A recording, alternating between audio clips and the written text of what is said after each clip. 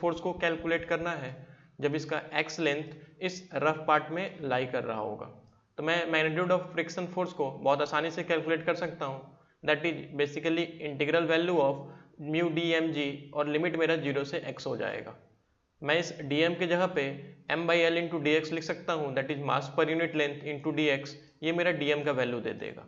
अगर मैं इसे 0 से x तक इंटीग्रेट करूँ तो मुझे फ्रिक्शन फोर्स की वैल्यू आ जाएगा, that is mu M X G by L.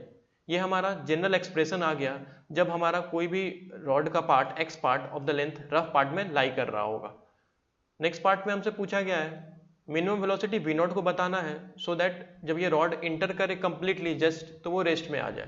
That means minimum velocity v not हमें वो बताना है जैसे ही वो इंटर कर रहा है और वो रेस्ट में आ जा रहा है, that will be the minimum condition.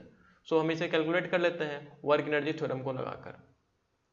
Basically मुझे इसमें इनिशियल वेलोसिटी v नॉट दिया गया था और as soon as the rod enters its velocity is 0, तो मुझे वर्क डन बाई फ्रिक्शन लिखना पड़ेगा। तो ये हमारा वो फोर्स है जो अभी हमने जनरल एक्सप्रेशन को कैलकुलेट किया है, mu M by L X G, और अगर छोटा सा डिस्प्लेसमेंट डी एक्स हो रहा है तो ये फ्रिक्शन का वर्क डन हो जाएगा, that is force into displacement, that is D W is the work done. अगर मैं इसे इंटीग्रेट कर दूं दैट इज 0 से एल तक, तो मुझे टोटल वर्क डन आ जाएगा फ्रिक्शन का। तो मैं लिख सकता हूँ 0 to L mu M X G by L into D X. अगर मैं इसे इंटीग्रेट करूँ तो मुझे वैल्यू आता है that is mu M G L by 2। ये हमारा वो फ्रिक्शन का वर्क डन आ गया।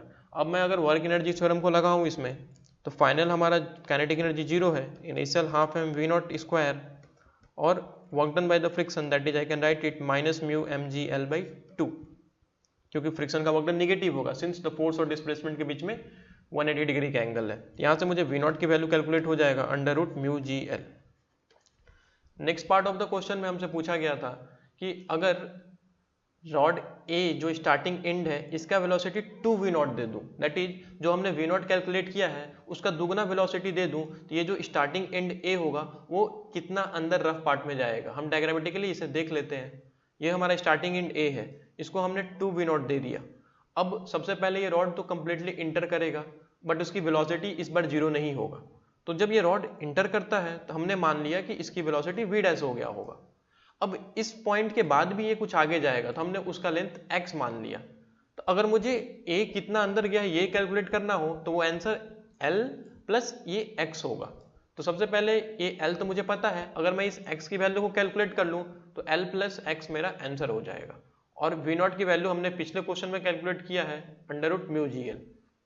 तो जब ये v डैश इसकी वेलोसिटी अभी है तो मैं एक बार वर्क एनर्जी थ्योरम अभी लगा रहा हूँ। Final kinetic energy half M V dash square, initial half M 2v not square, और वर्क डन हमारा फ्रिक्शन का हमने कैलकुलेट किया था minus mu M G L by 2।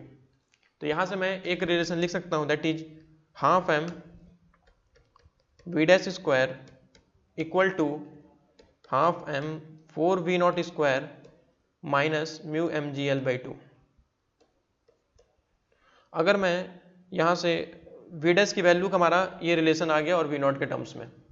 अब इसके बाद इनिशियल वेलोसिटी a की v डैश है बेसिकली रॉड की, और फाइनल वेलोसिटी 0 है। तो मैं एक बार अगर वर्क एनर्जी थ्योरम लगाऊं तो मैं लिख सकता हूं final 0 initial half M V dash square, और यहां से x डिस्टेंस रॉड आगे गया है तो वर्क डन हमारा by friction minus mu M G X. तो यहां से मैं लिख सकता हूं half M 4v not square, मैं वी डैश स्क्वायर के जगह पे लिख लेता हूं minus mu M G L by 2 equal to mu M G X. V not square की जगह पे मैं रूट म्यू जी एल से रिप्लेस कर देता हूं, तो यहां से x की वैल्यू आ जाती है 3l बाई 2। हमने कहा था टोटल डिस्टेंस अगर मुझे निकालना पड़ेगा तो उसमें l को ऐड भी करना पड़ेगा, तो यहां भी मैं l को ऐड कर देता हूं इसमें, that is total distance will be l plus 3l by 2, basically it is 5l by 2। So 5l by 2 is my answer.